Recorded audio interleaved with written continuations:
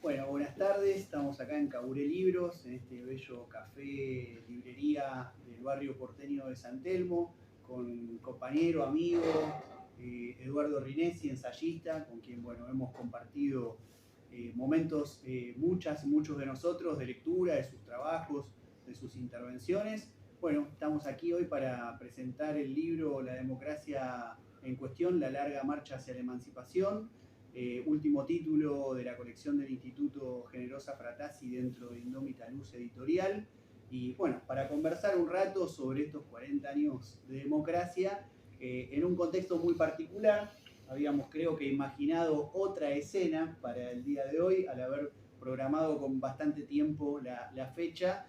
Y bueno, como sabemos, como dice el viejo dicho, la historia tiene más imaginación que nosotros y a veces esa imaginación va por el lado contrario al anhelado. Así que bueno, es un momento de mucha incertidumbre, nerviosismo, angustias, broncas, tristezas, así que esperemos que también esta conversación contribuya a tratar de pensar un poco esta coyuntura más enmarcada en el proceso histórico nacional. Así que bueno, Eduardo, para mí ha sido un honor que puedas aceptar esta invitación de sentarnos a charlar hoy un rato acá, teniendo en cuenta que Eduardo escribió el prólogo de mi primer libro, de Cutralcó a Puente Pueyrredón, una genealogía de los movimientos de trabajadores desocupados, publicado en el año 2010, que implicó para mí, bueno, contactarte por primera vez, luego haber tenido una experiencia muy hermosa que implicó un teje, digamos, intergeneracional, luego de que Graciela D'Aleo, una compañera con la cual muchos de nosotros nos formamos en los años 90, escuchando su testimonio de resistencia, de lucha de los años 70 y frente a la última dictadura cívico-militar, me regalara el que fue tu libro emblemático, Política y Tragedia, Hamlet, de Hobbes a Maquiavelo. Y bueno, fascinado por esa lectura, ese cruce entre literatura, filosofía y política, en ese momento, que yo todavía no escribía, dije, yo quiero hacer algo así con mi vida y quiero escribir y escribir en esa zona de cruces, y creo que los últimos 10, 15 años he tratado de mantener una fidelidad a esa experiencia que implica leer y escribir con la cabeza puesta en esos cruces de esas zonas. Así que bueno, sin más preámbulos, nada, te llevaste el libro, con mucha generosidad aceptaste leerlo y venir hoy acá, así que la idea es que charlemos no solo sobre el libro, sino un poco sobre los 40 años y también sobre tu propia producción. Podemos aprovechar para también mechar un poco que estuviste escribiendo sobre todo esto. Bueno, muchas gracias, una alegría. Bueno, efectivamente recuerdo con mucho cariño aquel libro, no me acuerdo que era del 2010, y creo haber leído todos o casi todos los que componen tu ya considerable obra.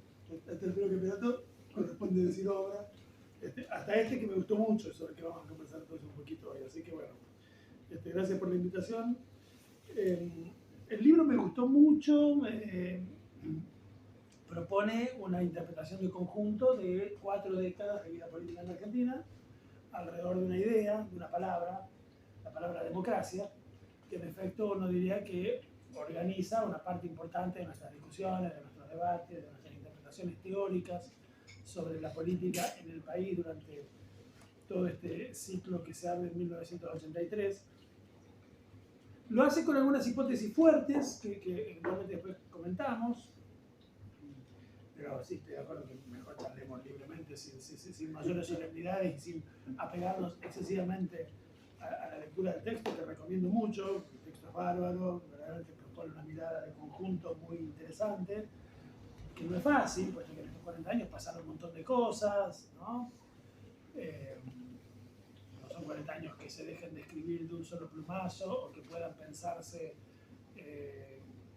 como un único ciclo sin quiebres internos. Por el contrario, hay allí un quiebre interno muy ostensible, que vos estabas ocupado ya en libros anteriores también, que es el 2001-2002, ¿no? Como momento de estallido o de culminación de una serie de procesos de protesta, de resistencia, de lucha de diversos sectores fuertemente castigados por las políticas neoliberales implementada en los años 90, y después de eso una cierta reconstrucción del orden entre el 2002 y el 2003, y un comienzo de una cosa diferente que puede ser valorada de distintos modos. Me parece que vuelve a ser de una manera muy ponderada y en general, digamos, celebratoria, sin grandes excesos, pero donde la política adquiere una forma distinta, digamos, ¿no? Ya la resistencia de los sectores populares desde abajo a las políticas neoliberales o más o menos neoliberales. El pobre Alfonsín hacía lo que podía, y me parece que vos lo distinguís ahí claramente tanto de Videla como de Menem, ¿no? Pero en todo caso hay allí una cantidad de movimientos de resistencia, de lucha, desde abajo, digamos, para hacer una figura que a vos te gusta mucho, desde arriba, desde abajo. Esa dicotomía funciona todo el tiempo, organizando tu mirada del ciclo. Mientras que después del 2003 la política, digamos, de instalación progresista, creo que es la palabra que usas vos, se hace más bien desde arriba del aparato del Estado, ¿no?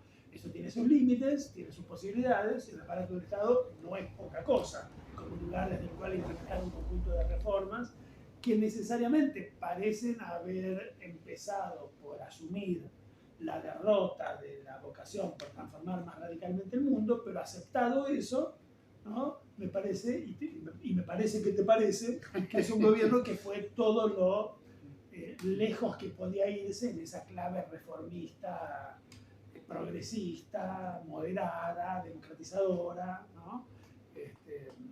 Mercado internista, desarrollista, unión desarrollista, con todos los límites que eso tiene, y que ha planteado una bibliografía que por otro lado es muy notable como has leído. Me parece que el libro está sostenido sobre una lectura de todo lo mucho que se produjo en el campo, no tanto de la ciencia política, sino del ensayo social, de la sociología crítica, ¿no? En relación con cuestiones como el extractivismo y demás, que son señalamientos críticos importantes para hacerle a un gobierno que en efecto ahí tiene menos argumentos que en otros campos, ¿no? para defender lo que hizo entre el 2003 y el 2015.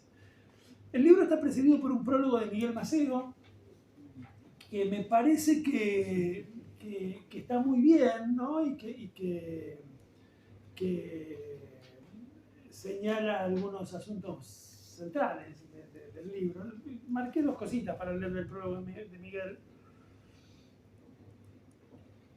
Esta democracia no ha estado a la altura de su promesa.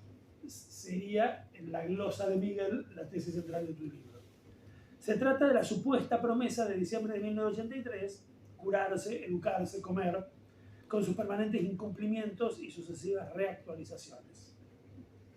Pero al margen de las retóricas, se pregunta Miguel, ¿alguna vez prometió esta democracia algo diferente a lo que ha ofrecido? Quiero decir, ¿no estaba claro ya cuando el primer candidato y luego presidente de la nación en el ciclo iniciado en el 93 decía: con la democracia se come, se educa, se cura, que había allí un exceso retórico porque el punto de partida ya suponía la imposibilidad de ir mucho más allá que lo que permitían los límites de un sistema que nadie estaba dispuesto a cuestionar, ¿no? Entonces la democracia de la que se trata es una democracia que Miguel califica, creo que tomando la expresión de tu propio texto, como liberal, ¿no? Que tiene evidentemente límites muy cercanos, ¿no? Y entonces aparece una reflexión en el prólogo de Maceo sobre una expresión que aparece en los debates públicos últimamente, que ha usado la vicepresidenta de la Nación reiteradas veces, que es la expresión inconformidad democrática, o disconformidad, ¿cómo es? Disconformidad democrática o disconformidad con la democracia, ¿no? ¿Cómo evitar entonces la inconformidad, se pregunta Miguel, frente a unos formalismos, procedimientos y contenidos que consolidan las posiciones de clase dominante y socavan las posiciones del demos? Ahí me parece que hay un asunto fundamental. Lo que decimos cuando decimos democracia en la lengua política argentina del 83 para acá es un conjunto de instituciones, de procedimientos y de prácticas que socavan el poder del demos. Y el poder del demos es exactamente el significado de la palabra democracia en el griego de los antiguos muchachos de esa península tan interesante del siglo IV a.C. Democracia significa poder del pueblo, ¿no? Poder, ni siquiera no gobierno, poder del pueblo, demos kratos, poder del pueblo. Y Y por eso es muy interesante la palabra democracia. Es una palabra que supone una flor de promesa. Yo diría una promesa mucho más ambiciosa aún que la promesa de carácter socialmente progresista, de que con las instituciones de la democracia liberal se iba a poder comer, educarse, curar. No, la palabra democracia supone la promesa de que el pueblo tiene el poder, ¿no? Y por eso los griegos que inventaron la palabra democracia, que seguimos diciendo en griego cuando hablamos de ella, iba a decir, a los griegos la democracia no les gustaba ni un poquito. Me corrijo, porque yo creo que a una parte importante de los griegos la democracia les caía muy bien. The little problem is que esos griegos a los que la democracia les caía muy bien no escribían textos que hayan llegado a nosotros. Los pescadores griegos, los artesanos griegos, los campesinos griegos no escribieron textos que hayan superado la prueba de los milenios. No sé si escribían textos en absoluto, pero yo creo que a ellos la democracia les debía caer fenómeno. La democracia les debía caer muy bien a los campesinos griegos que vivían en las afueras de los grandes centros urbanos, pero que cuando tenían que hacer un trámite, o cuando tenían que buscar justicia, o cuando tenían que dirimir una querella judicialesca con un vecino o con un hermano, como en el episodio, ¿no?, de los trabajos y los días de Hesíodo, siglo VIII a.C., mucho antes todavía de la era clásica, ¿no? ¿Qué hacían? Iban a la ciudad, iban caminando del campo a la ciudad, y en la ciudad pedían consejo, se hacían asesorar por los letrados, ¿no?, por los mejores, por los aristoi, ¿no?, por los que sabían leer y tenían el conocimiento de las leyes. Y a lo mejor justo estaban allí en la ciudad y resulta que había una asamblea y se quedaban en la asamblea, ¿no? Y en la asamblea tenían ganas de decir algo y levantaban la mano y decían, sí, ahí el compañero. Y decían algo en la asamblea, les pasaban bárbaros los campesinos. Decían, che, vinimos a la ciudad, nos resuelven los problemas. Nos resuelven el problema de frontera que tenemos, dónde termina mi campito y dónde empieza el del hermano, como en el episodio de Hesíodo, ¿no? Y encima nos quedamos 2 o 3 días en un hotelito, que yo qué, para pasear un poco por la ciudad, y justo hay una asamblea y podemos hablar, y somos escuchados, y alguien argumenta contra nosotros y nos convence, o nosotros lo convencemos. Buenísimo. Yo creo que al pueblo, al bajo pueblo griego, la democracia le caería fenómena. The problem is que el bajo pueblo griego no nos dejó textos escritos. Los que nos dejaron textos escritos son los filósofos griegos, y a los filósofos griegos la democracia no les gustaba ni un poquito. No le gustaba a Platón, lo cual no nos extraña, era un idealista absolutamente antidemocrático. No le gustaba a Jenofonte, cosa que tampoco nos extraña, era un oligarcón absolutamente antidemocrático, le decían el viejo oligarca, ¿no? Pero tampoco le gustaba a Aristóteles, ¿no?, que no quería saber nada con el poder del pueblo, y que por eso pone la democracia del lado de los regímenes injustos, y no del lado de los regímenes justos, del lado de los regímenes desviados, y no del lado de los regímenes rectos, en su famosa clasificación de las formas de gobierno. ¿Por qué? Por 2 razones. Una la admite el propio Aristóteles. Aristóteles dice, en todas las ciudades conocidas, la mayor parte del pueblo, la mayor parte del demos es pobre, ¿no? La mayor parte del pueblo, en el sentido en que la palabra demos designa al todo del cuerpo social, es el bajo pueblo, o el pueblo, en el sentido en que la palabra demos designa, en el griego antiguo como en el castellano latinoamericano actual, a los pobres, ¿no? Por lo tanto, sobre texto de la ley del número, un gobierno democrático termina convirtiéndose en el gobierno de clase de los pobres. Y uno podría decirle a Aristóteles, ¿qué te pasa? ¿No? Si los pobres son la mayoría, está bien. Aristóteles respondería, no, a mí no te me hagas el peronista. No es un problema cuantitativo, es un problema conceptual. No está bien que haya un gobierno de clase, aunque esa clase sea mayoritaria, ¿no? Por eso Aristóteles recomendaba corregir los excesos mayoritaristas de la democracia, incorporando a la mezcla que daba el tipo de gobierno ideal los principios, los valores y las instituciones minoritaristas de la oligarquía, lo cual daba una república, una politeia perfecta, ¿no?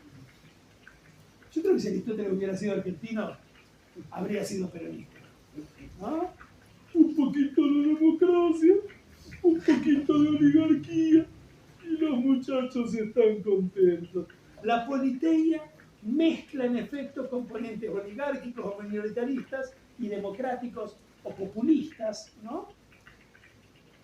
El que ha estudiado todas estas cosas bárbaramente y al que estoy afanándole sin avisar mucho es un muy interesante historiador argentino contemporáneo que creo que es conocido, se llama Julián Gallego, en sus grandes libros sobre el pensamiento político de la antigua Grecia. El que estoy citando aquí es uno que se llama La anarquía de... claro, sí, estoy citando uno que se llama La anarquía de la democracia, donde Julián agrega un segundo argumento a este argumento clasista de Aristóteles.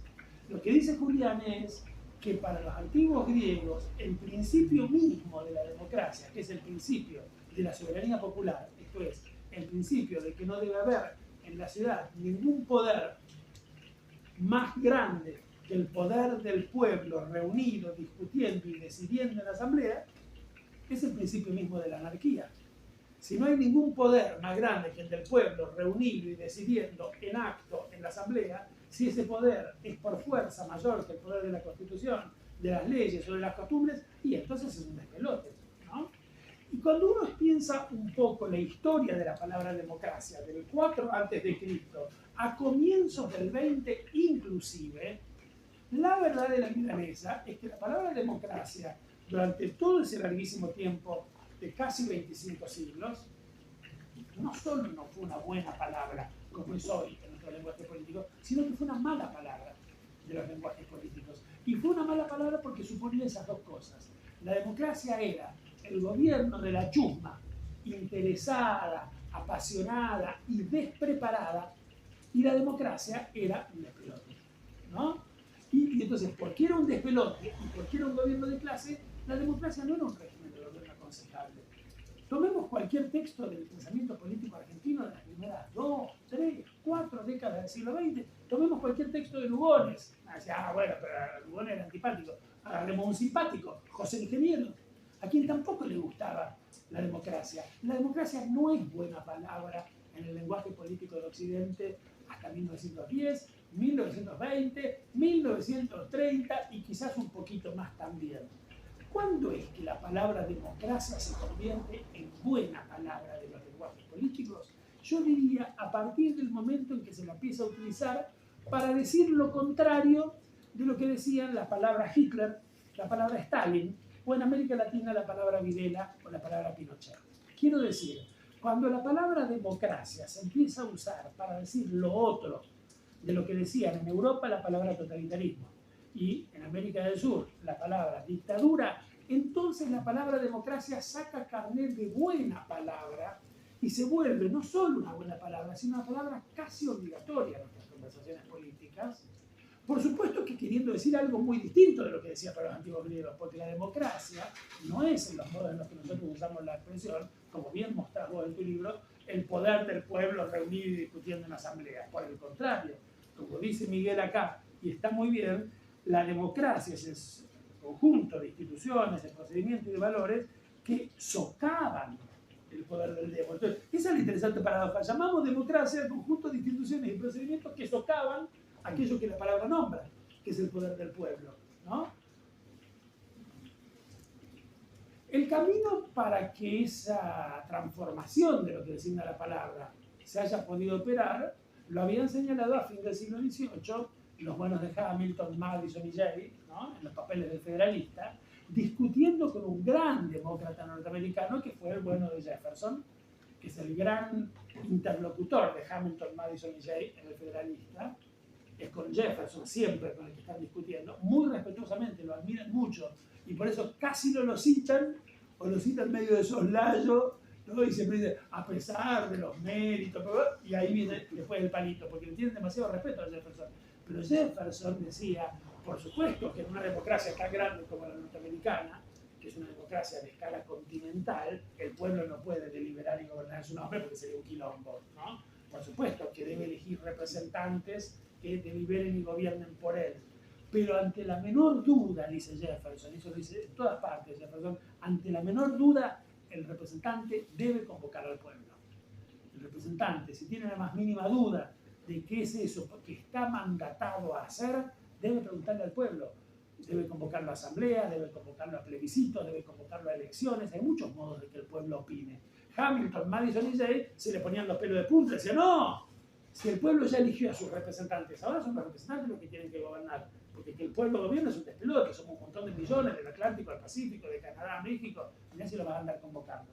Esa es la discusión que está en los papeles del federalismo, de federalista, que acá, en el Río de la Plata, leían escrupulosamente y subrayaban con sus plumas de ganso toda la muchachada de la generación del 37. Incluyendo a uno muy citado por el presidente electo, que va a haber que leer en los próximos años para discutir, porque con Milei hay que discutir, a diferencia con Macri, con quien no había nada que discutir, porque Macri no había leído ningún libro. Milei sí leyó libros. Yo creo que los leyó mal, pero los leyó, los cita, los trae a la discusión, ¿no? Hay teoría en el discurso de Milei. Milei es un universitario, Macri no. Milei es un universitario y Milei dice Alberdi. Entonces hay que leer a Alberdi. Hay que leer de nuevo a Alberdi, porque Alberdi es mucho más interesante que lo que Milei cree que es. Alberdi estaba aquí leyendo a la muchachada del federalista, y leyendo a la muchachada del federalista escribió el libro que sentó las, como él mismo llamaba, bases, ¿no?, de la Constitución de 1853. Y fue la vuelta a esa Constitución de 1853 la que mucho tiempo después, en 1983, 130 años más tarde, recibió en la Argentina el nombre de democracia. Acuérdense que Alfonsín recitaba el preámbulo de esa Constitución de 1853, ¿no?, que es una constitución que no dice que la Argentina sea ni deba ser un país democrático. Eso es muy interesante. Artículo 1 de la Constitución Nacional. La República Argentina adopta para su gobierno el sistema representativo, republicano y federal. ¿Y democrático, Alberti? No.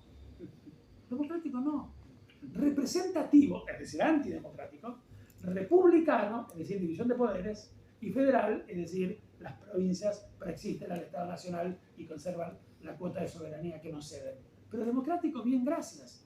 Vean qué interesante que es que en 1983 hayamos llamado democracia a la vuelta a la vigencia de una constitución que no usa la palabra democracia y que no dice que este país debe organizarse democráticamente, ¿no? Es muy raro. O sea, esto que encuentra aquí Miguel es muy interesante, porque a lo que llamamos democracia desde hace 40 años es a la vigencia de unas leyes y de una constitución que no se dice democrática, que no quiere ser democrática y que de hecho no es democrática sino profundamente antidemocrática, porque le retira el poder al pueblo para gobernarse a sí mismo y se lo da todito a sus representantes, ¿no?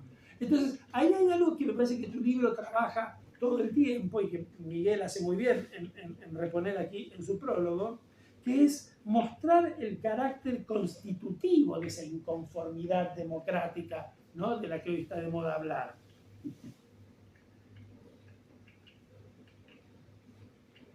No podríamos no estar inconformes con una democracia que no solo no lo es, sino que prohíbe la verdadera realización de aquello que deberíamos decir bajo su nombre.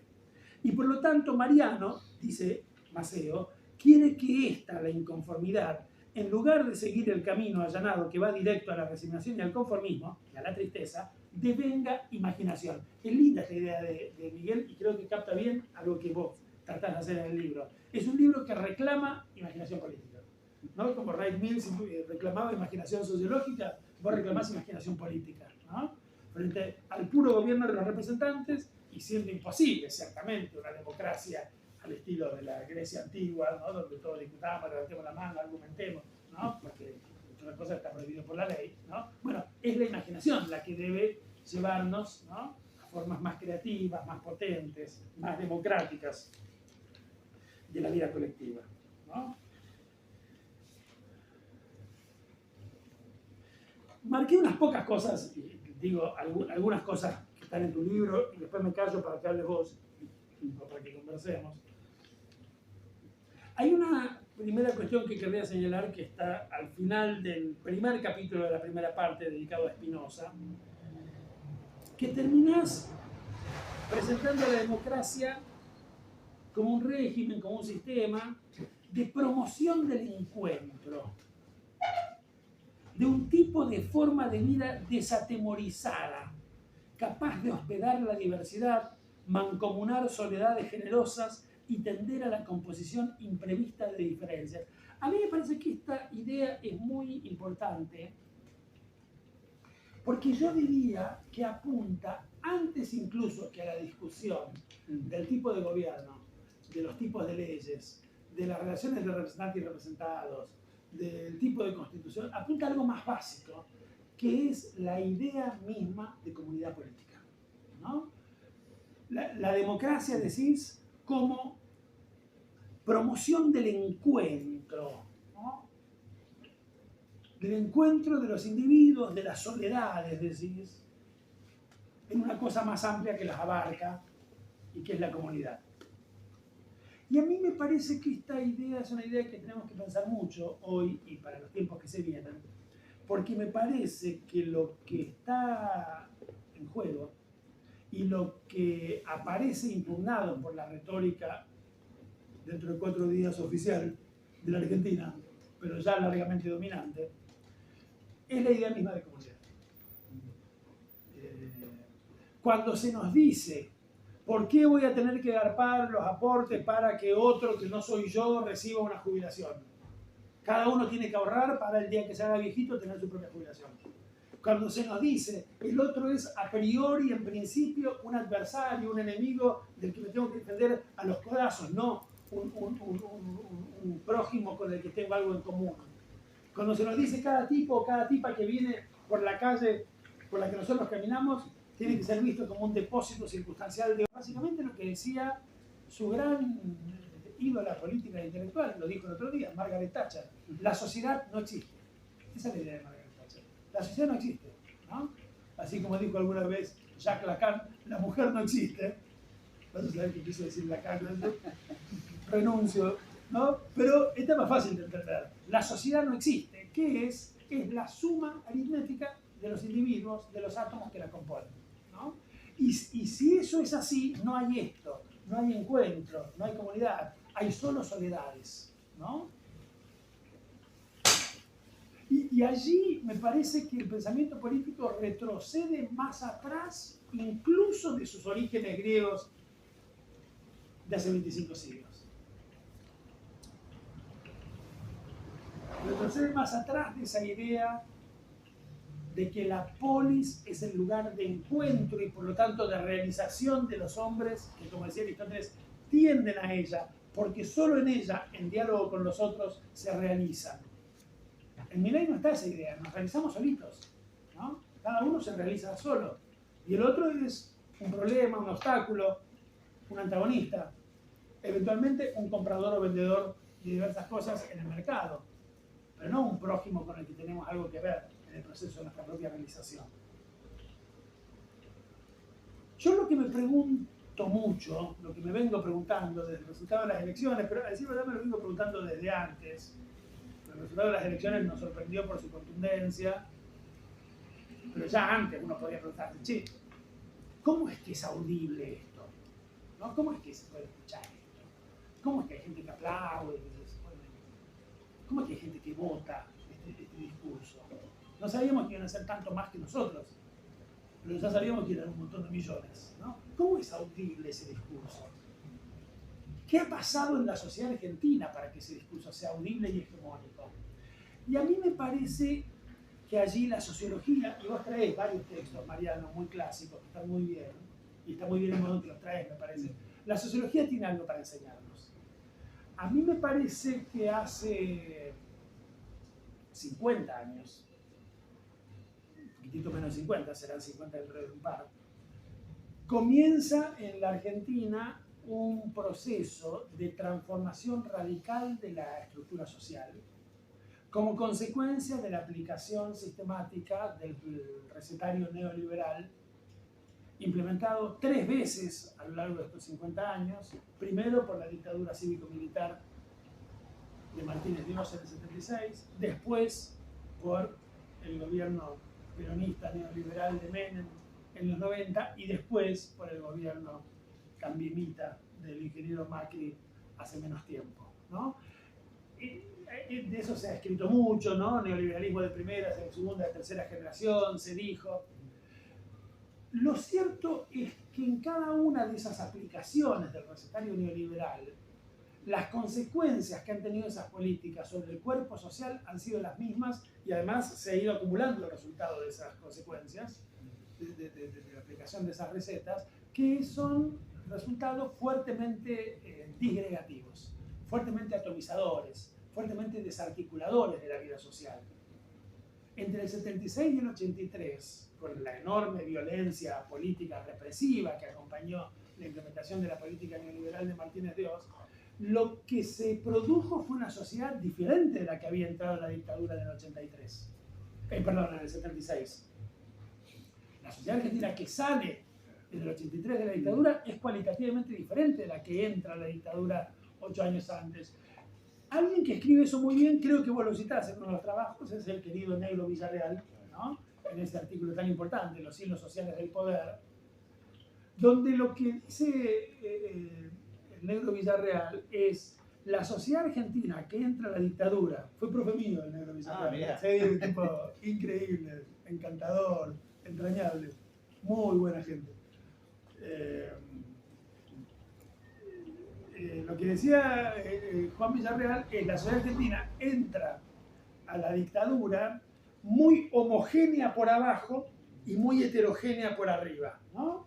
Cualquiera que haya leído algún libro de sociología argentina del siglo XX, el de Murmi y Portantiero, cualquiera de los vecinos Germani, o el que se les ocurra, ¿no? Tiene allí pruebas de una base social fuertemente estructurada en torno a una identidad política, la del peronismo, a un proceso, ¿no?, mercado internista y de agregación de personas al mercado de trabajo, ¿no?, y al mercado de consumo, pero en la cima de la estructura social fuertes desentendimientos entre las burguesías agropecuarias, las burguesías industriales, los grandes ganaderos, los pequeños ganaderos, los industriales así, los financistas allá, ¿no? A la salida de la dictadura, decía el Negro Villarreal, eso se había invertido. Y la sociedad se había vuelto muy homogénea por arriba, bajo la firme hegemonía del capital financiero más transnacionalizado, ¿no?, y muy heterogénea, muy atomizada, muy pulverizada, muy astillada, se diría tiempo después de los 90, ¿no?, en el gran libro de Maristela Svampa y sus colaboradores, Desde Abajo, ¿no?, que agarra a la sociedad argentina no a la salida de la dictadura, sino a la salida del menemismo. Y usa esa expresión, identidades astilladas, más pulverizado todavía todo, más atomizado, más individualizado. En ese contexto, los menos jóvenes tal vez recuerden el discurso político de Alfonsín en el 83, tal vez recuerden el discurso político del candidato peronista en el 83, que era un señor que se llamaba Ítalo Luder, que empezaba su discurso, como buen peronista que era, con la palabra compañeros, generando cierta incertidumbre y cierta zozobra entre aquellos a los que se dirigía, que se miraba para el costado y decía, ¿a quién le habla este pelotudo? ¿No se enteró que a los compañeros los mataron a todos? Que los compañeros ya no tienen más su trabajo en la fábrica, que alguno de los compañeros con la indemnización se puso un kiosco, otro un parripollo, otro una cancha de pádel? ¿Qué compañero? Alfonsín, que entendió mucho mejor que Luder la sociedad a la que tenía que presidir, no decía compañeros, naturalmente, ni ningún otro colectivo que supusiera una identidad que había sido pulverizada por las fuerzas de la economía y la represión. Decía amigos, amigos de Caballito, amigos de Mar del Plata, amigos de Trenquelauquen, ¿no? Amigos. Y una vez estaba dando un discurso y un tipo allí, hacía mucho calor, el tipo estaba emocionado, se desmayó y Alfonsín dijo, un médico a la derecha, por favor, ¿no? Y todo el mundo aplaudió.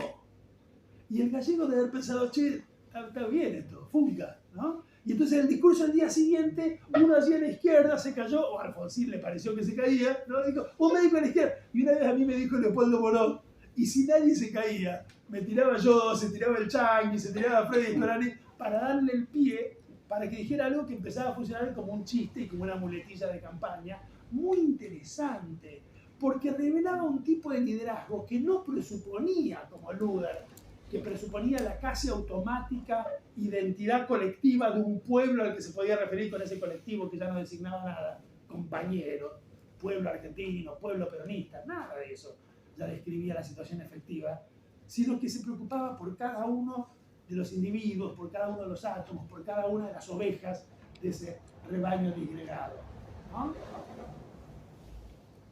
Al cabo de los 90, la cosa es aún peor. Recomiendo mucho el libro de Maristela. Vos mencionás a Maristela, pero no sé si la mencionás especialmente a propósito de la cuestión de la minería, ¿no? Pero en todo caso es una de las grandes sociólogas argentinas de los últimos 25 años, diría yo, con trabajos absolutamente fundamentales. Yo le tengo especial aprecio desde abajo, ¿no? Que estudia los efectos sociales de esa descomposición operada durante los 90, que vuelve a profundizarse después. Recompuesta más o menos la cosa, y está muy bien lo que hace Mariano, que es mostrar que el kirchnerismo tuvo las mejores intenciones, pero que tampoco reconstruyó la vida social argentina, ¿no? Hizo más o menos lo que pudo, reindustrializó un poquito, porque tampoco pudo, supo o quiso tocar la estructura económica más profunda de la sociedad, ¿no? Entonces sí, ciertamente reconstruyó un poco de solidaridad. Cristina dijo una frase que se parece mucho a la de Alfonsín, que es todavía más poética, ¿no? Que un médico a la derecha. Dijo, la patria es el otro, que es una hermosa frase, quizás la más linda que haya salido, ¿no? de esos 12 años y medio de kirchnerismo. La patria es el otro, dicha por una dirigente de un grupo político que estaba acostumbrado a decir que primero venía la patria, después venía el movimiento y después venía uno, los otros, ¿no? Y acá la tipa decía, no, la patria no es un a priori, la patria es como está ese, aquel otro, ¿no?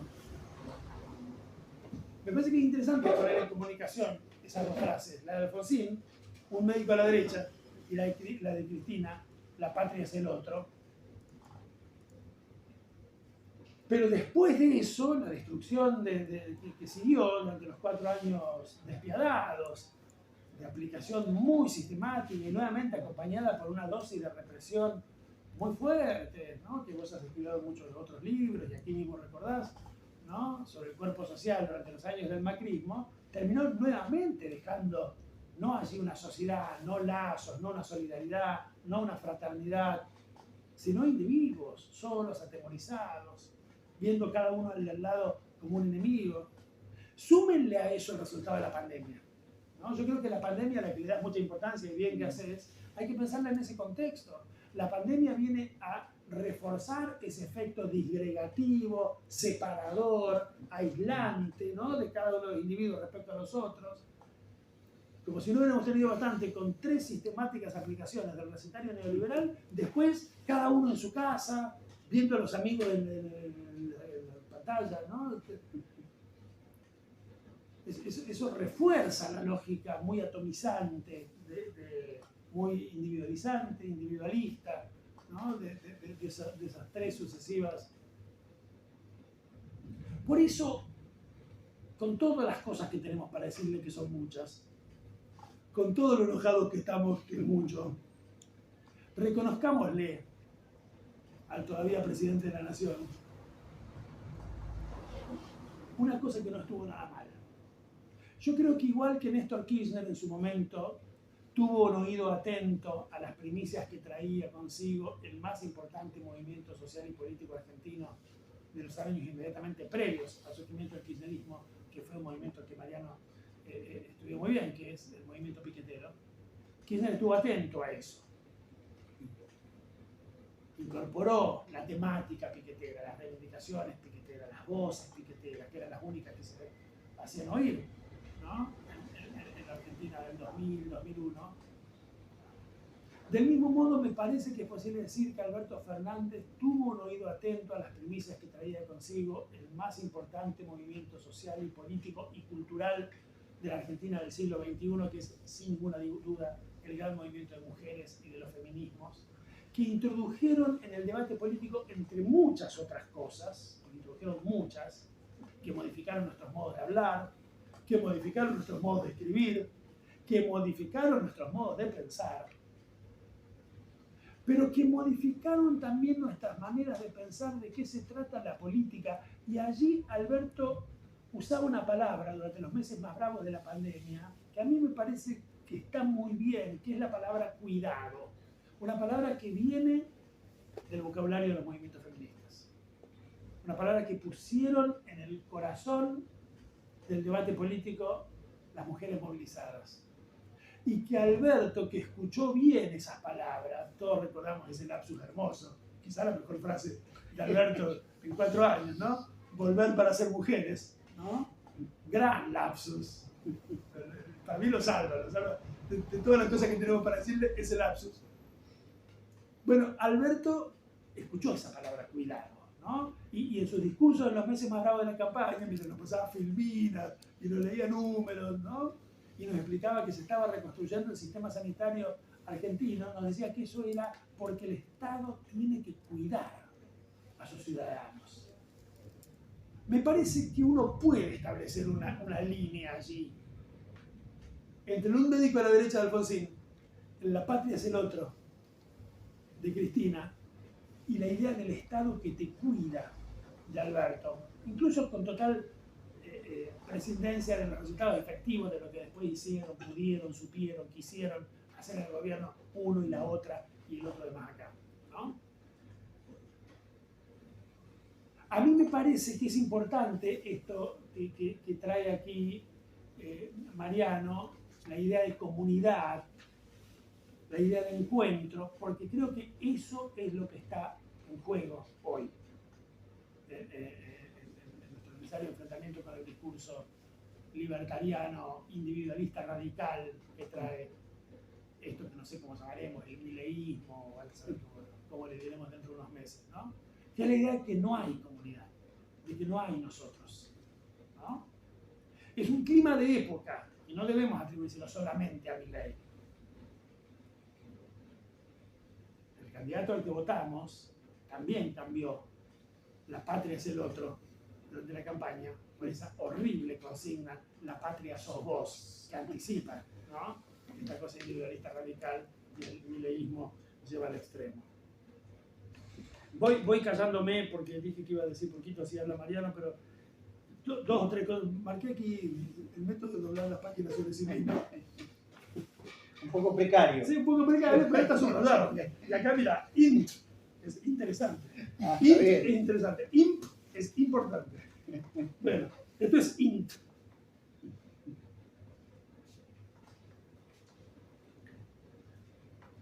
Esto, ¿no? Lo que yo decía, la periodización que hace Mariano, que está muy bien.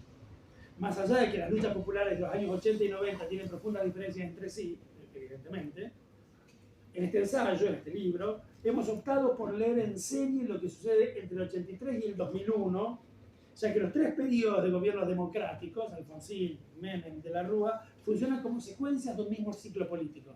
El regido por la hegemonía del modelo neoliberal y las luchas desde abajo que lo enfrentaron hasta derribarlo a piedrazos en diciembre del 2001. Entonces, ahí hay un primer momento, ¿no? De estos 40 años, dice Mariano. Implementación desde arriba del aparato del Estado por parte de 3 gobiernos, uno de los cuales era un gobierno, considerámosle, progresista, el otro de los cuales era un gobierno marcadamente neoliberal, de bases democráticas populares muy profundas, pero de ideología marcadamente neoliberal. El tercero de los cuales era una manga de asustadizos, ¿no? Que no sabían muy bien qué era lo que tenían que hacer con el Estado que tenían entre las manos y que les quemaban entre las manos. Pero en todo caso, esos 3 gobiernos, con las distintas valoraciones que podamos hacer de ellos, implementaron programas neoliberales desde arriba del Estado. Y desde abajo, ¿no? El sindicalismo, Saúl Ubaldini, después los piqueteros, ¿no? Se resistieron hasta tirar abajo el débil, el frágil gobierno de la Rúa en el 2001. Ahí se abre una etapa de fuerte conmoción, de fuerte un momento de espasmo, digamos, de la historia, que culmina entre el 2002 y el 2003, ¿no? Entre la presidencia provisional del senador Duhalde, como todavía le dice Horacio Berlín, ¿no? Y el ascenso de Néstor Kirchner, y después, ¿no? Con Kirchner, el comienzo de este ciclo en que la política se hace con una intencionalidad progresista, digamos, crítica, de izquierda, reformista, desde arriba del aparato del Estado, y no desde los movimientos sociales de abajo.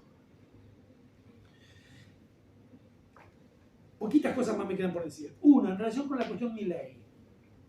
Dice Mariano, y esto me parece importante para pensar, altos niveles de adhesión, no solo entre los sectores medios o adinerados, sino entre las masas trabajadoras, profundizando en el nivel extremo de fractura social entre asalariados con mayores ingresos y laburantes informales vinculados a oficios clásicos, o laburantes informales vinculados a oficios clásicos, y trabajadores o trabajadoras de la economía popular, emprendedores y sectores humildes ya estructuralmente desenrolados de cualquier experiencia laboral. Subrayemos esta palabra desenrolados, que es invento de Mariano, pero que me parece que quiere decir más o menos lo mismo que esa palabra que acuñó en su momento Robert Castel, ¿no? El gran sociólogo francés, en el que se inspiraba en sus escritos sobre la Argentina el amigo Denis Merkel, ¿no? Desafiliación, ¿no?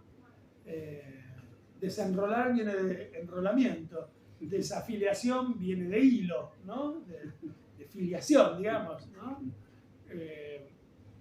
En todo caso, los procesos de desindustrialización de la economía y de desestatización de la política, lo que hacen es que un montón de identidades queden desamarradas, queden desafiliadas, queden desenroladas, ¿no? Yo siempre encuentro lo mismo. Yo tenía 2 tías abuelas muy grandes. Vivían juntas, eran las 2 solteras. Lo que técnicamente suelen llamarse 2 solteronas. Que vivían juntas en un departamento de Rosario, en la calle Mitre de Rosario. Se llamaban Juanita y Julia. Tenían 10.300 años cada una. Y un buen día, Juanita agarró y se murió. Y 6 meses u 8 meses después, también con 10.300 años encima, Julia agarró y se murió. Pero antes de morirse, Julia pronunció una frase célebre. Dijo: Juanita era de la provincia, yo soy de la nación. Y se murió. Es una frase extraordinaria esa de la tía Julia. ¿Qué quería decir? Juanita era de la provincia, el verbo ser, un verbo pesado. Ser de la provincia, ser nación. Quería decir que Juanita, que era profesora de castellano, que había sido profesora de castellano en su juventud, había durante décadas dado clase en una escuela provincial de la provincia de Santa Fe, se había jubilado en la Caja Provincial de Previsión Social de la provincia de Santa Fe e iba todos los meses a cobrar la jubilación al banco de la provincia de Santa Fe.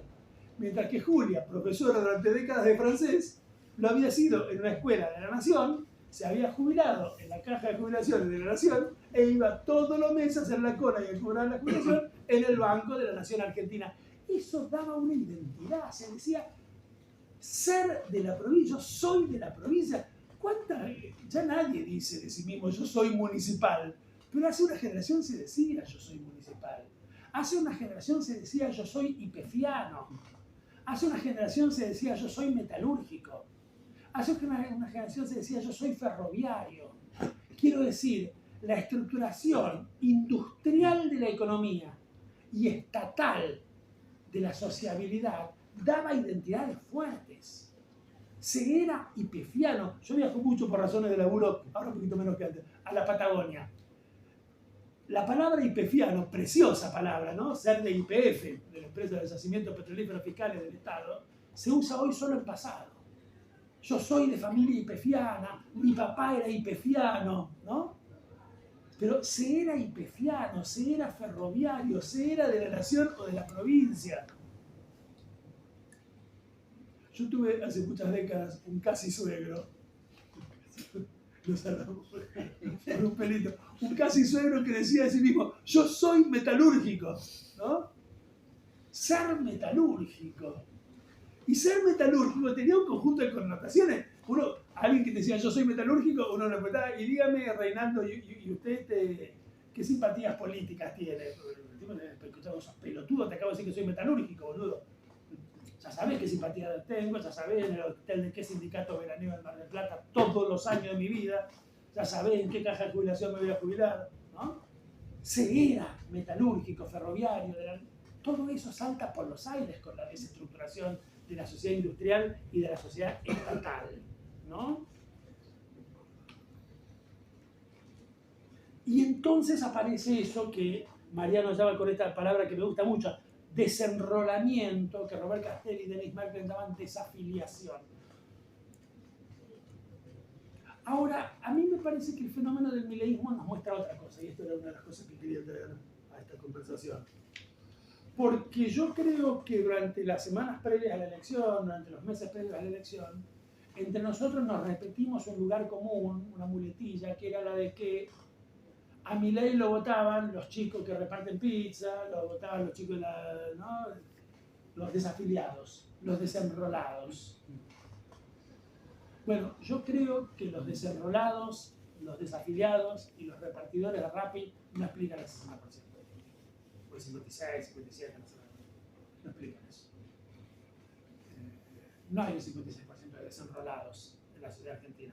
Y tampoco es cierto que los sí afiliados, que los sí enrolados hayan ido a votar con las dos manos a Sergio Tomás.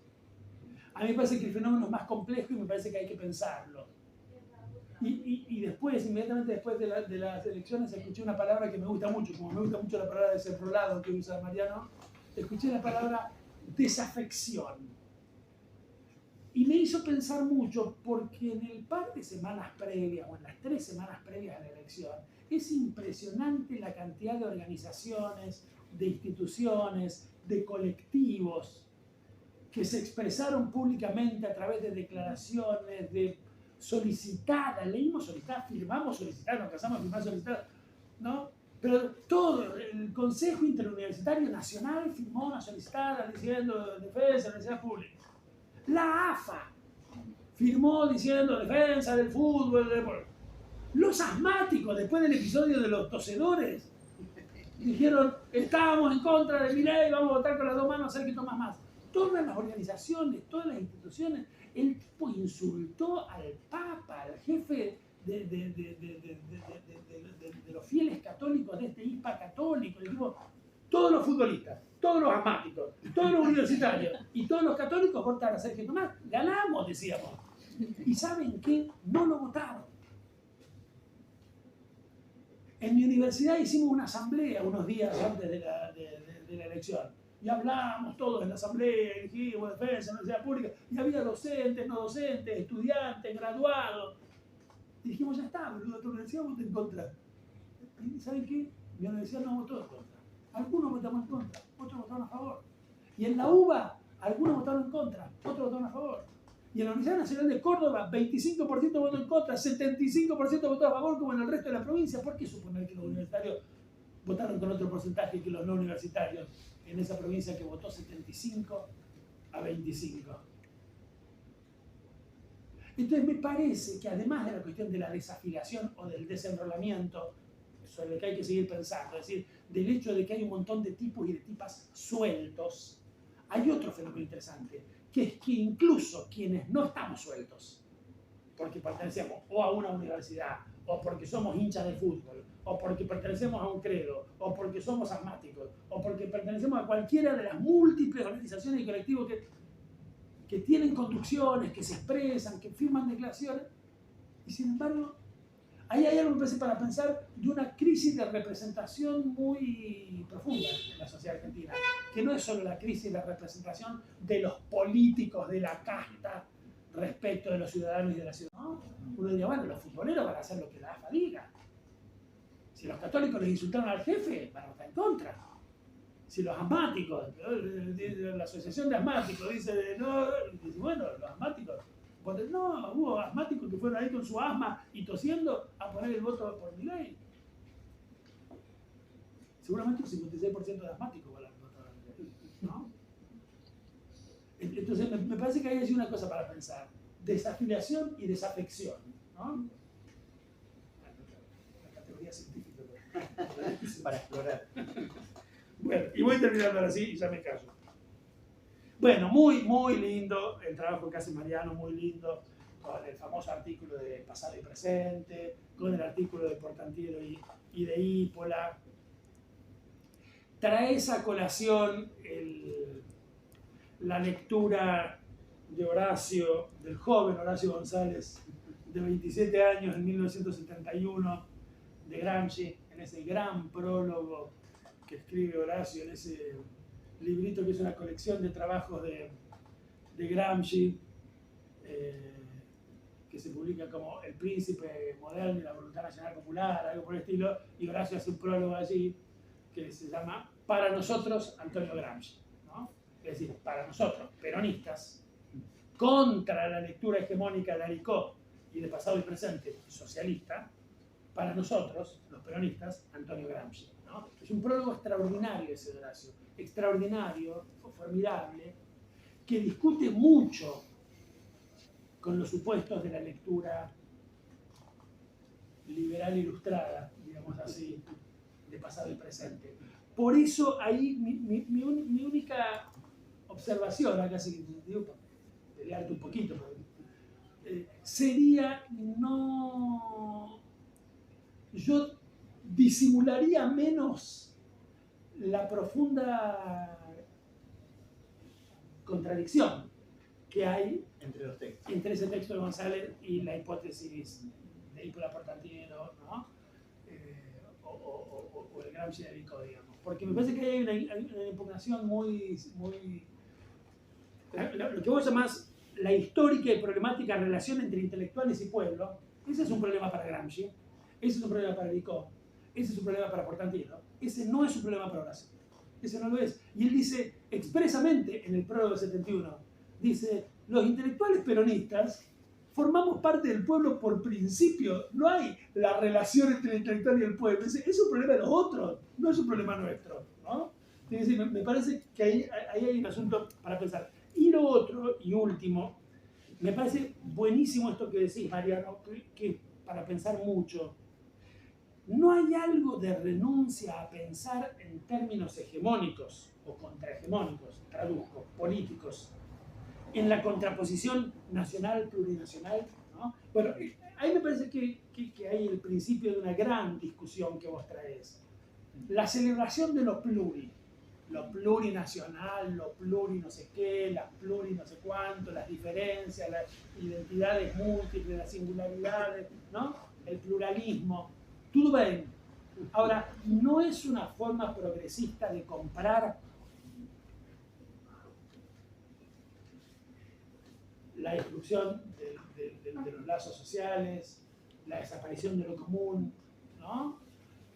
Me parece que, porque vos te la agarrás encima con una palabra, que es una palabra que a todos nos queda muy simpática, porque vas a acordar de Evo, de Álvaro, ¿no? Digo, oh, qué bien, plurinacional, pero vos decís una cosa que es muy potente, guarda, entusiasmarse tanto con lo plurinacional. ¿No hay allí también una renuncia?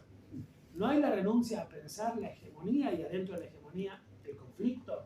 ¿No?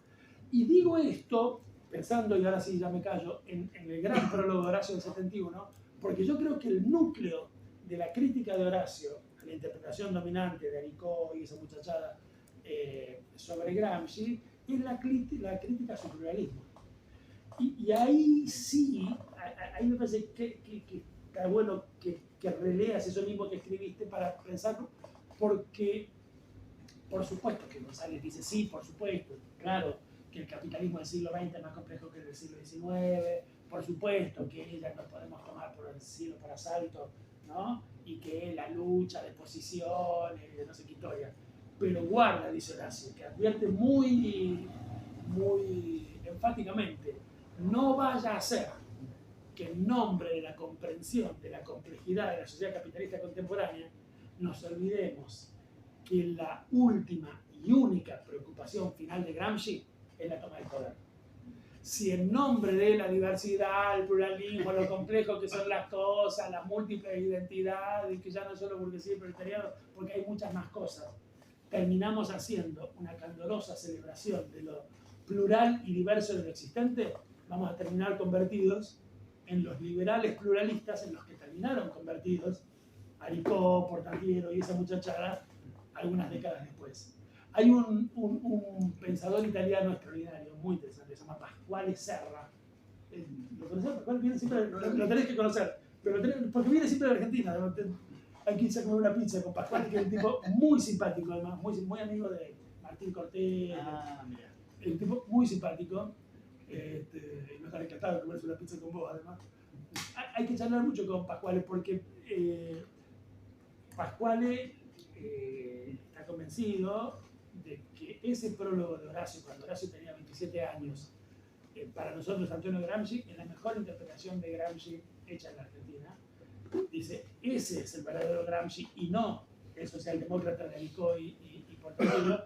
Y lo que dice es, Horacio en ese prólogo del año 71 vio venir la orientación liberal pluralista, ¿no?, del grupo al que enfrentaba, que terminaría de consumarse en los años 90 en la Ciudad Futura, ¿no? Bueno, es muy interesante eso. Y tanto le entusiasmó a Pasquale ese prologuito de Horacio, que no son más que 15 páginas, que lo tradujo al italiano, o lo hizo traducir, y lo prologó con un texto suyo. El prólogo del prólogo. El prólogo del prólogo, que tiene como 80 páginas, lo falta un libro en el que el prólogo de Pasquale es varias veces más largo que el texto prologado, que es el prólogo de González, todo eso en italiano, y para el conocimiento del público italiano, de la recepción, de la que Pasquale entiende como la mejor recepción de Gramsci en la Argentina, que la de Comen González del 71. Ahora falta hacer un ejercicio más, que es traducir ahora al castellano el prólogo de Pasquale, ¿no? Y a lo mejor hacer un prólogo al prólogo de Pasquale para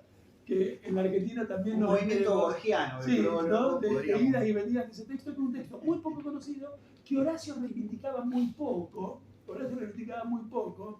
como si no hubiera estado orgulloso de ese texto, como si hubiera estado con dudas de ese texto, en que realmente le dice cosas muy, muy duras a la lectura que era dominante y que sería dominante durante las décadas siguientes de Gramsci, pero propone una cosa muy interesante. Bueno, lo que quería decir acá es que me parece que ese prólogo está en consonancia con esta idea tuya, guarda con la celebración de lo pluri, porque en la pura celebración de lo pluri perdemos la política, ¿no?, que parece que es lo que se trata de reencontrar. Bueno, eso, me encantó. Bueno, gracias. Bueno, nadie se desmayó ni fingió desmayarse, pero a la derecha tenemos la barra, así que en vez de un médico, podríamos decir una cerveza, por favor, como para hacer la conversación en este plano celebratorio de la presencialidad de este pequeño grupo que bajo la lluvia y en una semana... Nos ven por las redes no saben claro, la multitud de gente que tenemos enfrente. Vamos a dejarlo así. Lluvia más estado anímico semidepresivo no hacen un buen combo para presentar un libro que intente pensar cuestiones un poco más de largo plazo, pero no ajenas a la coyuntura. Así que, bueno, no voy a decir demasiado, gracias compañero, sobre el libro, en principio, porque, bueno, ya lo escribí, que circule. Acá Eduardo hizo un buen ejercicio, me parece interesante, que fue ir poniendo su propia voz y sus propias lecturas al calor de lo que pudo leer del libro. Así que bueno, una alegría ver que el libro está ahí subrayado, marcado. Y en primer lugar quiero decir algo sobre eso, que es un poco la apuesta de esta colección del Instituto Generosa Fratasi dentro de Indómita Luz, que es seguir publicando libros, seguir haciendo libros en papel, que sigan circulando en librerías, que se haga de los espacios de librerías, que no son las cadenas comerciales, espacios culturales para la discusión política, ¿no?, como aquí en Cabure Libros, porque va a ser fundamental para lo que se viene, ¿no?, cómo de algún modo también contrarrestar algo de este estado anímico, un poco tratando de promocionar este tipo de espacios, este tipo de objetos como el libro, este tipo de actividades como una presentación. Recuerdo que en 2019, para esta época, se hizo aquí mismo una actividad de una presentación de un libro, ya no recuerdo cuál, pero que fue también en otro contexto como un gran evento de casi fiesta popular en la calle, ¿no?, que terminó muy tarde, etc., ¿no? Entonces hay algo ahí del orden de también cómo hacer un aporte a contribuir a una cuestión de contrarrestar ciertos estados anímicos de impotencia, de individualidad, ¿no?, cosas que fuiste marcando, que disgregan el cuerpo de lo popular, del activo militante, a la hora de posicionarse frente a coyunturas adversas, ¿no? Porque hay algo del orden de la experiencia militante que también me parece tiene que ver con poder procesar las derrotas, poder procesar las dificultades y tratar de, en ese campo, introducir ciertos vectores que permitan líneas de acción que contrarresten, ¿no? Porque si no es la impotencia, la resignación o la queja, ¿no?, típica de qué mal, o hasta el enojo con el pueblo, ¿no?, que es muchas veces el gesto progresista que circula ante circunstancias como esta. Y en ese sentido, me parece que hay algo que en el libro se trabaja y que quizás ahora quisiera reponer brevemente en términos de retomar cosas que planteaste vos, que me parece que son importantes para la coyuntura actual, ¿no? La primera es inscribir la coyuntura en una serie estructural y pensarlo en términos históricos. Creo que hay algo del movimiento neoliberal y que se ve exacerbado en estas variantes de derechas como las de Milei. Les convido cerveza a quienes están por acá también, porque si no me siento mal solo con Eduardo. Pero que es esta cuestión de desconectar el presente de un ciclo histórico, de festejar la cuestión de la instantaneidad por la instantaneidad, ¿no? Y que hay algo del orden de pensar también cuáles han sido los obstáculos que enfrentamos en estas 4 décadas, ¿no? Y ahí es donde me parece que aparece un poco en esta conceptualización del ciclo de luchas desde abajo, el ciclo de gobiernos progresistas, poder recuperar lo que haya por recuperar de ambas experiencias, no contraponerlas, que fue creo algo que vos trabajaste también mucho en algunos momentos en relación también a ciertas modas intelectuales del 2001-2002, en relación a la cuestión del poder, ¿no? Es decir, que aparecía siempre esa contraposición. Si no me equivoco, vos mismo hiciste la traducción de aquel emblemático libro La sociedad contra el Estado, ¿no? De Aventur. La democracia contra el Estado. La democracia contra el Estado, ¿no? Donde aparece un poco esa contraposición, ¿no? Los movimientos sociales contra el Estado, ¿no? Entonces creo que ahí hay algo de la operación que necesitamos hoy, que es no condenar el movimiento de la sociedad en nombre de una política estatal efectiva, eficaz, etcétera, y no sobrecelebrar esas políticas estatales, etcétera, contra los movimientos de autoorganización social por abajo, ¿no? Y poder ver los límites de cada una de estas, digamos, experiencias que en el libro aparecen bajo la forma de ciclo, ¿no? Ciclo 83, 2001, 2002, desde abajo, ciclo 2003, en adelante. Siempre cuesta poner el momento de corte. Fue 2008, fue 2010, fue 2013, bueno, pero más o menos, ¿no? El último gobierno de Cristina, podríamos decir, un momento de agotamiento de la experiencia progresista que nos deja en este momento del tercer ciclo que aparece caracterizado en el libro, que es el ciclo de la incertidumbre, ¿no? Y esta confusión que parece estar un poco quizás a las puertas de un cierre, ¿no? Quizás de ciclo que se abra un nuevo periodo. Pero aparece algo ahí que tiene que ver con poder tratar de indagar en las limitaciones de los gobiernos progresistas y quizás en esos círculos virtuosos entre experiencia de autoorganización desde abajo e intervención política con vocación estatal, digamos, como diría Gramsci, desde arriba, en experiencias como la de la Revolución Bolivariana de Venezuela, conducida por Hugo Chávez, fundamentalmente en su momento, y por la experiencia boliviana, digamos, acaudillada por Evo Morales y acompañada de algún modo teóricamente por Álvaro García Linera, ¿no? Creo que ahí hay algunas claves como para no contraponer el proceso en ninguna de las dos variantes, porque creo que hay algo del orden de lo molecular que aparece en la experiencia esta de este libertarismo, como vos decís. Me gusta porque tengo muchos amigos anarquistas de libertarios, ¿no? que por ejemplo están en las economías populares y bueno, la verdad que es como una especie de insulto referirse a Milei como el mismo nombre que esas tradiciones, ¿no? Entonces, digo, este libertarismo tiene algo de lo molecular muy importante que necesitamos pensar, frente a la cual las estructuras se muestran en crisis, pero creo que el riesgo es una especie de devenir molecularista de eso, y la vuelta de, al final hicimos todo mal, del 2013 en adelante hay que volver, ¿no? a los autonomismos de los años 2000, ¿no? Me parece que ahí sería un error en ese sentido, como también descartar la función de las estructuras en las estrategias de largo plazo, ¿no? Me parece que así como está efectivamente algo del orden de lo molecular dando vueltas en la experiencia libertaria, digamos, de este libertarismo mileísta, también es cierto que finalmente después para sostener procesos de largo plazo, para dar ciertas estabilidades, para proyectar qué queremos hacer como país, las estructuras siguen cumpliendo como roles estratégicos fundamentales, ¿no? Entonces quizás ahí está la cuestión de poder ir pensando esos contrapuntos en una especie de, bueno, trabajo teórico que implique poder procesar todo esto.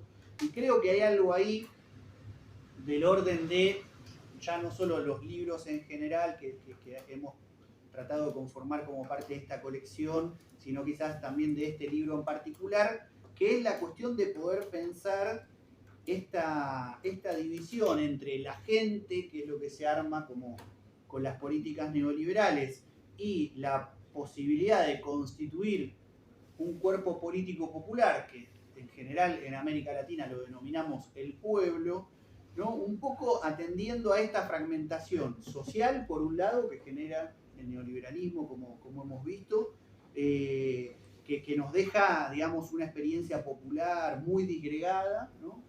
Muy corporativizada también, que creo que es otro de los grandes riesgos que tenemos hoy en el escenario mileísta, ¿no? Que es la respuesta corporativista de la lucha social, pero también el politicismo populista, ¿no? Que es pensar que no importa las condiciones de vida, no importan los sujetos sociales, lo que importa es armar una estructuración política que permita ganar una elección para desde el Estado en 4 años hacer algo determinado. Y ahí es en donde aparece la problemática de la hegemonía, ¿no? que vos señalabas que aparece con mucha fuerza hacia el final del libro, en orden más programático, de recuperación histórica por un lado, pero programático por el otro, y que tiene que ver con esa fragmentación que deja el proceso de la dictadura del 76, que ya no es solo social, sino que es político-cultural.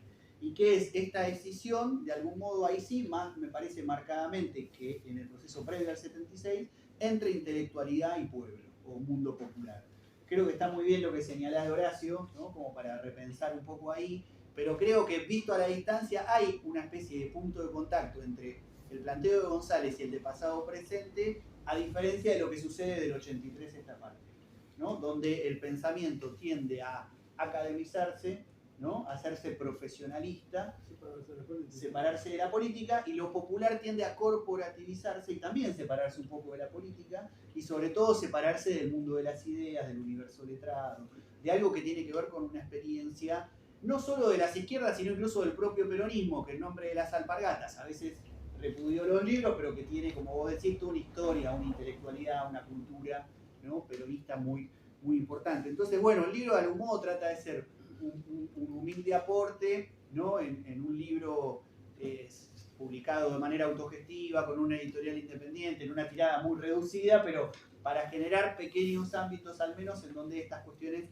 puedan empezar a conversarse. Creo que algo del orden de las universidades del conurbano están puestas en juego. Vos has estado muy involucrado todos estos años y los años del ciclo progresista en algo de eso, en la experiencia de gestión. Nosotros lo hemos visto en todo este tiempo, como en ese tipo de universidades del conurbano algunas de estas cuestiones tienen mucho mayor cabida, hay una conexión mucho más fuerte con la comunidad, ¿no? De los lugares, que lo que pueden ser las universidades más históricas nacionales como Córdoba, Rosario, La Plata, sobre todo Buenos Aires. Entonces, bueno, algo del orden de tratar de recuperar un pensamiento que trate de intervenir políticamente y que a la vez como que marche, digamos, al calor de la lucha social, de los procesos de organización militante, está presente en este libro, que trata básicamente de pensar la democracia. Me parece que ahí resumiste bien hacia el final como las intenciones del libro, que tienen que ver con reinstalar la discusión sobre la nación desde un punto de vista popular. Y en eso no puede estar ausente la discusión sobre una nueva hegemonía desde abajo de los sectores plebeyos, ¿no? Porque me parece que estamos en un momento muy complejo en lo político, donde esta fragmentación empieza a expresarse también en términos de provincialización, ¿no? De la política, que es algo que de algún modo se hereda del menemato cuando con las reformas estructurales del Estado, ¿no? se de algún modo descentralizó funciones fundamentales como la salud, la educación, ¿no? Y otras cuestiones, y que de algún modo hoy empieza a aparecer también en los proyectos políticos, ¿no? Entonces, eso, si no hay discusión sobre la nación, cada quien hace la suya, desde su municipio, desde su provincia, desde su sindicato, desde su movimiento social, desde su universidad, ¿no? Como que si no logramos hacer una conjunción de estos elementos para poder repensar la nación desde abajo, estamos jodidos. Y hay algo de los 40 años que tiene que ver con ese proceso, me parece, en términos de la cuestión de la derrota estratégica de los sectores populares en el año 76, ¿no? Es decir, que o en el año 75, ahí siempre con los fechajes estamos digo, Rodrigazo como momento final, ¿no? de cierre de ese ciclo previo, donde ha sucedido que desde entonces la cuestión del poder, ¿no? Retomando un poco lo que decías de Horacio, me parece muy interesante ahí, digamos, lo que ha quedado un poco ausente es la discusión sobre el poder, ¿no? Se discute sobre el gobierno, sobre las elecciones, sobre los proyectos de las políticas públicas, pero no se discute más sobre el poder. Es decir, tanto el poder de las clases dominantes como el poder de los sectores populares para construir otro proyecto de país. Y ahí, retomando lo de Villarreal en términos de cómo de la dictadura del 76 en el 83 salimos por abajo fragmentados, por arriba unificados, quizás un poco un aporte para tratar de pensar el ciclo histórico siguiente es pensar cómo 2001 de algún modo empieza a revertir eso, ¿no? Las clases dominantes se fragmentan entre dolarizadores y devaluadores y empiezan a tener una crisis respecto de cómo salir de esa situación y las clases populares empiezan a unificarse.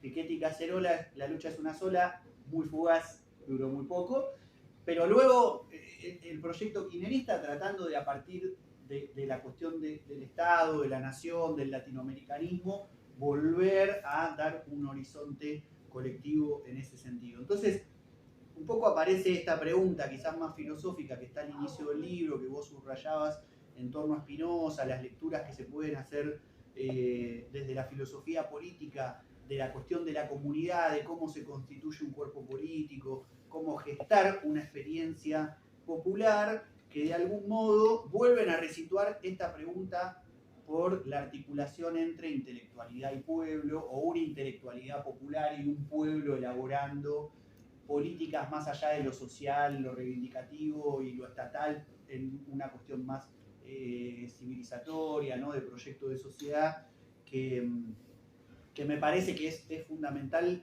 discutir hoy, de nuevo, de cara a la coyuntura. Me parece que los riesgos los estamos viendo en estas horas, ¿no?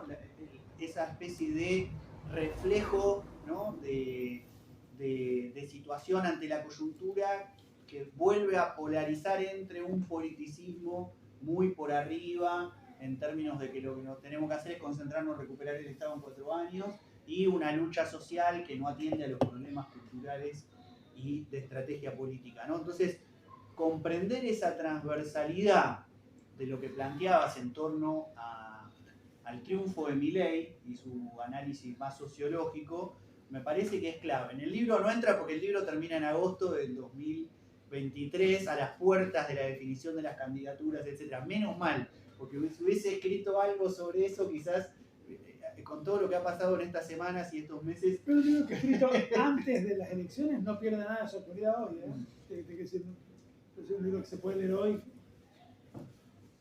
con absoluta. ¿No? Las elecciones no desmienten nada. No, claro. Porque me parece que está muy. Sí, porque hay un esfuerzo por tratar de pensar un poco lo que decíamos, ¿no? Los momentos más coyunturales en un marco más estructural, ¿no? Entonces hay cuestiones eso, que si bien a mucha gente sorprendió, a mí mismo, lo reconozco, yo dije, gana, ¿te acordás que tomamos un café en el bar el día de la elección? Yo dije, gana Sergio Tomás. Bueno, evidentemente, error de pronóstico muy, muy profundo. Se confundía más el anhelo ahí con el análisis de la situación, pero bueno, evidentemente hay algo de las líneas que aparecían ya en estos meses que expresaban algo de eso, que me parece que fue trabajado con mucha claridad por algunas instituciones que se dedican un poco al análisis más cuantitativo y de ver cruces de datos, en un informe que vi hace un poquito tiempo por televisión, uno de las pocas cosas que rescaté de toda la basura que vi en televisión en todos estos meses, que decía cómo la intención de voto estaba muy presente transversalmente, eso, en sectores de la clase obrera asalariada, en sectores desenrolados, en sectores medios, o sea que hay algo de ese fenómeno que tiene que llamarnos la atención, junto con la concentración del voto peronista en lo que podemos denominar ya hoy la República del Conurbano, ¿no? Es decir, que ni siquiera ya es la provincia de Buenos Aires como se decía hace unos meses atrás. Es decir, se gana en provincia de Buenos Aires sumando la totalidad de votos, pero se pierde en prácticamente todos los distritos que no sean la zona concentrada del conurbano. Y así todo uno puede decir, en esa zona del conurbano casi la mitad de la gente votó por Milei, ¿no? Entonces, hay algo ahí para tratar de desarmar que tiene que ver con esto, con poder repensar la nación, con poder pensar la nación desde abajo, ¿no? Desde un punto de vista popular, con una perspectiva plebeya, y que introduce la problemática de la hegemonía nuevamente, ¿no? La hegemonía entendida sobre todo en términos más gramscianos que populistas, vía el trabajo, digamos, que ha aportado Ernesto Laclau en los últimos años, o la plurinacionalidad, ¿no? Que serían como dos cuestiones a discutir y a desarmar en esta coyuntura, que ojalá haya oídos para poder dar esa discusión. Creo que el libro la plantea con mucho respeto, con mucha valoración hacia las experiencias, pero bueno, no ha dejado de ser llamativo, por ejemplo, lo hemos hablado con varias compañeras, como muchas tradiciones peronistas presentes en los feminismos han defendido a capa y espada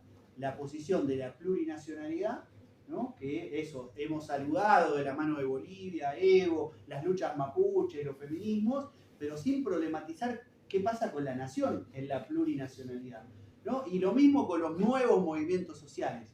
Hemos defendido, creo que en mi caso he escrito libros enteros sobre la importancia de prestar atención a esos movimientos, etcétera, etcétera, pero bueno, evidentemente esos propios movimientos han producido un entramado muy complejo que hoy es parte del problema también, ¿no? Es parte de la solución y a la vez es parte del problema, porque hay una serie de relaciones clientelares, de despolitización en la propia lucha social, que uno ha dicho durante 20 años, la lucha social promueve la politización, pero después va viendo que a la vez que produce la politización de fragmentos, volvemos a la fragmentación. Es decir, una misma lucha social produce fragmentos de politización y fragmentos de despolitización, ¿no?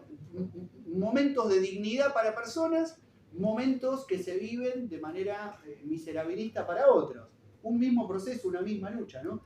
Entonces, bueno, ahí es en donde la teoría política me parece que requiere hacer un esfuerzo de imaginación muy grande, porque la sociedad es tan compleja en relación a las épocas anteriores que bueno, no es sencillo, no es fácil, ¿no? Cada quien correrse del lugar común en el que está, en la universidad, en el sindicato, en el movimiento social, ¿no? Que en la dirigencia política, que resulta muy, muy complejo. Entonces, bueno, parte me parece de ese trabajo, por lo menos en mi caso, que soy como una especie de obsesivo por ver también los procesos en relación a su historia, ¿no? Y esta idea benjaminiana también de la historia contrapelo y de las iluminaciones de momentos específicos que permiten gestar una constelación. Bueno, muchas cuestiones que a mí me desvelaban a la hora de escribir este libro, encontré algunas pistas en textos y en experiencias del pasado más que en contemporánea, ¿no? Entonces, por eso, volver a pasado y presente, y esa editorial del relanzamiento de la revista justo en el contexto del camporismo, en el 73, que se cumplían justo 50 años, mientras se cumplen 40 en diciembre de la democracia, era para pensar eso, ¿no? Un poco, ¿qué relación hay entre el planteo de Horacio González, de pasado y presente, previo al 76, y qué hay de lo que viene después, ¿no? En el 83. Como que en ese sentido yo veía que pasado y presente de algún modo forma parte del ciclo previo, junto con González, incluso con sus diferencias, y el propio Aricó no forma parte de su propia experiencia, de su propia tradición después del 83, ¿no? Como que diría que ahí hay un propio movimiento que habría que analizar. Creo que hay bastante bibliografía al respecto, de qué es lo que sucede con Aricó y con ese grupo en su deriva alfonsinista de los años 80, que es a la vez una deriva socialdemócrata de ciertas izquierdas en ese proceso político, ¿no? Entonces, bueno, me parece que ahí hay algunos nudos por pensar. Me parece que es muy interesante la idea de pensar las tareas para la teoría, ¿no? Y que nos preocupa también, ¿no? Porque venimos pifiando la mano hace tiempo, las situaciones que siempre los acontecimientos nos sorprenden, ¿no? Y eso no sería gravísimo, a no ser porque tenemos la sensación de que nos sorprenden sin categorías para dar cuenta de ellos, con categorías a los que la realidad se les escapa por todos los costados. Entonces a mí me parece interesante esto que voy a decir, cuáles son las tareas para la teoría política, una teoría política imaginativa, la teoría política con imaginación política, que no pierda ni la pregunta por el poder ni la pregunta por la nación, ¿no? Y ahí me parece que hay una linda tarea para pensar, porque me parece que la teoría ha ido acompañando de distintos modos el proceso de fragmentación de la propia vida social. Y que en general vemos ese acompañamiento con un signo positivo, de que bien, si la vida social se vuelve más micro, que la teoría no siga hablando de abstracciones que no tienen nada que ver con nada, sino que se dirija a eso micro, ¿no? Acompañando el movimiento mismo de la historia. Pero me parece que vos ahí decís algo que es interesante. Guarda que en ese acompañar, ¿no? Los modos más concretos, más micro, más, por ejemplo, provinciales, ¿no? De pensarse las cosas, la política, las identidades, etc. No perdamos la pregunta por la totalidad y no se nos escape, por lo tanto, la pregunta posible por la emancipación. No se va a emancipar la provincia de La Pampa, se va a emancipar la nación, ¿no? No sabemos la de provincia de Buenos Aires porque tenemos una historia, pero bueno. Sí. No, pero me deja pensando eso, porque todos los muy interesantes estudios que hay, que son realmente muy valiosos y que uno celebra y de lo que uno aprende mucho, por ejemplo, sobre la política a escalas, como se dice hoy en la politicología, subnacional, ¿no? Que son estudios muy valiosos, ¿no? Cómo se hace política en la provincia de Córdoba. Por decirte una que tiene una especificidad que es muy ostensible en esta, ¿no? O cómo se hace la política en la provincia de Formosa, o de Santa Fe, o de, ¿no? Bueno, tú lo ves, pero lo que vos decís es, no disolvamos el análisis política, ¿no? En ese análisis de las micropolíticas subnacionales, olvidándonos la pregunta para algo que quizás reclama un movimiento menos empirista y más de una pregunta más global, ¿no? Que no deberíamos abandonar nosotros, porque ahí estamos fritos. Claro. Sí, por eso a mí Gramsci fue como releerlo, porque lo estudié muy de pibe, ¿no? Y lo estudié más en una clave militante, ¿viste? De las urgencias de la militancia y leer a Gramsci. Y como que ahora traté de hacer el ejercicio teórico de leer a Gramsci, y me aparecen todo el tiempo pistas por todos lados. No me quiero volver en un fanático, ¿viste? De esos que hacen el fetiche de un teórico, sino ponerlo a funcionar en esta caja de herramientas más en clave de constelación de textualidades de autores, etc., ¿no? Pero en Gramsci aparece con claridad dos problemas que van de la mano: el provincialismo y el cosmopolitismo, contra el internacionalismo y contra la nación, ¿no? Y me parece que es clave como hoy los procesos políticos argentinos atraviesan las dos derivas. Uno agarra las principales editoriales que lee la intelectualidad crítica y ve un cosmopolitismo asombroso. Incluso a veces celebrado por izquierda, como los textos del comienzo del siglo de Hart, de Negri, dejemos la nación, esa tontería particularista, ¿no? Y potencialmente fascista hasta que se demuestre lo contrario. Claro. Exactamente. Decir la palabra nación en la Academia Europea y te saca las patadas del traste. Sí, y la problemática de la nación está ausente en la mayoría de las producciones teóricas críticas europeas, o como se dice ahora, del norte global, ¿no? En los feminismos, en lo que queda del marxismo, en las nuevas teorías, está ausente la problemática de la nación. Como así está ausente muchas veces la problemática de una hegemonía popular en los corporativismos de las luchas sociales. Es como que no estaba no así en el peronismo histórico, ¿no? Digo, porque ahí aparecen las dos discusiones, ¿no? Como uno puede decir, bueno, incluso volvamos a cierto peronismo histórico en un sentido, ¿no? Después te aparece Moreno, bueno, y te dice, no, acá las 20 verdades. Pero bueno, hay algo del orden de la capacidad de resignificar los análisis en función voy a decir algo que es nada, el ABC del operaísmo italiano, pero digo, no hay proceso de composición política e intelectual sino al calor de un análisis de la transformación técnica y estructural de la clase, ¿no? está bien, pero ahora en simultáneo también sucede que hay que poder analizar las tradiciones culturales y políticas de cada organización popular. Entonces ahí hay algo del peronismo muy presente que queda enquilosado si es repetir el manual de las 20 verdades, la columna vertebral, la CGT, etcétera, en el siglo XXI.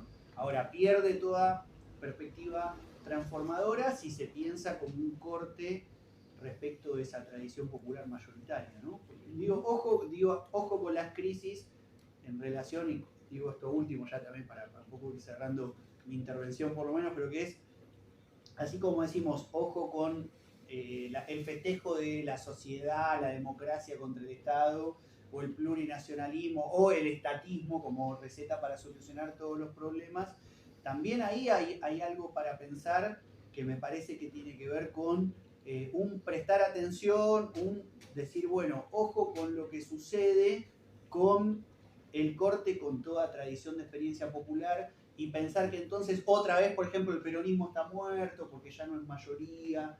Yo no imagino una recomposición de fuerzas en un sentido transformador en la Argentina que no tenga en cuenta la experiencia peronista como estructuradora de lo nuevo, ¿no?